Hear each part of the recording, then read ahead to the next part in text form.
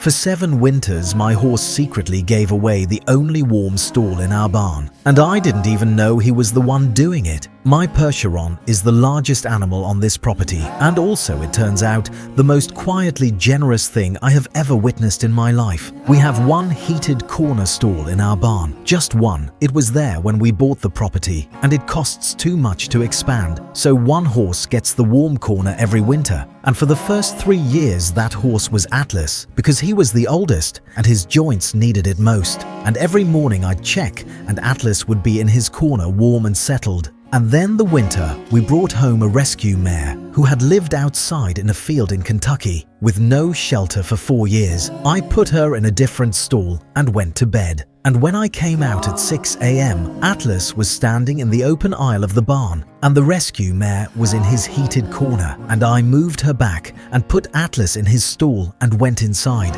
And the next morning, the same thing. Atlas in the aisle, Mare in his corner, and I set up a camera. And what I watched at 11 p.m. that night was Atlas use his nose to unlatch his own stall door, walk to her stall, unlatch hers, and then walk to the open aisle and stand there until she moved into his spot. And he stood in that cold aisle all night so she could have the warm corner. And he did this every single night for 7 years until he passed. Every winter night without exception, he gave her the only warm spot in the barn. And I have told this story at my church and at my sister's kitchen table and to strangers in feed stores. And every single time I get to the part about him standing in the cold aisle, I watch whoever is listening go completely quiet inside themselves. And I think it's because most of us have known someone like Atlas, someone who gave up their warm corner so quietly and so consistently that you almost missed it. And the ones who do that never make a sound about it. And that is exactly what made it everything.